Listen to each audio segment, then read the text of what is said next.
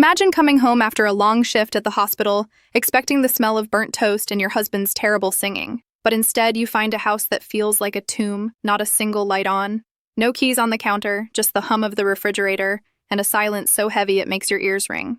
That was my Tuesday. Mark and I have been married for 5 years. We are that couple everyone finds annoying. We finish each other's sentences. We have a shared calendar for grocery runs, and we are currently 3 months away from finishing a nursery for a daughter. We've already named Maya. But when I walked into our bedroom, the closet door was hanging open. His side was a ghost town. No suitcases were gone, just his clothes. His dresser was cleared out, but his wedding ring was sitting right there on the nightstand next to a stack of architectural blueprints. My heart wasn't just racing. It was trying to exit my chest. I called him 42 times. 42 times I heard his voicemail, the one where he sounds so happy and tells you to leave a message after the beep, or don't. I'm probably hiking anyway. By midnight, my brother Leo was over tossing the house like he was looking for a ransom note. We found nothing. No secret burner phones, no gambling debts, no cryptic emails. Mark was the most, what you see is what you get guy in Chicago. Then Leo found the loose floorboard in the back of the linen closet. Inside wasn't money or a passport. It was a thick leather-bound journal and a set of keys to a storage unit in a town 3 hours north that I'd never even heard of. The drive was a blur of caffeine and tears. When I finally clicked that padlock open at 4 a.m., I expected to find another woman's things instead.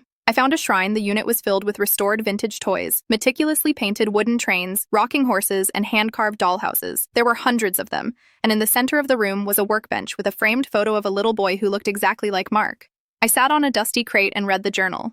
Mark didn't just have a past, he had a whole lifetime. He'd buried before he met me, before he moved to the city. He was a father. He had a son named Charlie 10 years ago. A freak accident at a community fair. A structural collapse took Charlie's life while Mark was holding his hand. He didn't leave me because he stopped loving me. He left because every time he looked at my growing belly, he didn't see a new beginning. He saw the end of the world all over again. He'd spent 5 years pretending that version of him died too. But with Maya coming, the ghost of the son he couldn't save finally broke through the floorboards. The journal ended with a single sentence dated 3 days ago.